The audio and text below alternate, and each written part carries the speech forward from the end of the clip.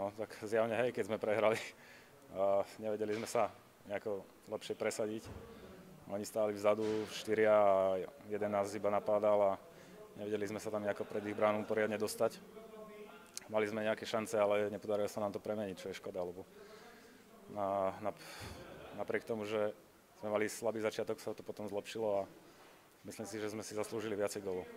Tak jasné, každý zápas si vravíme, že si musíme dávať pozor na voľných hráčov pred bránou a stáva sa nám to stále, že tam zostáva tretí hráč z druhej vlny a dostali sme v podstate 3 také isté góly.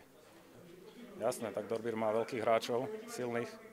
Vedeli sme, že po nás pôjdu, nič iné nezostáva, len hrať tvrdo.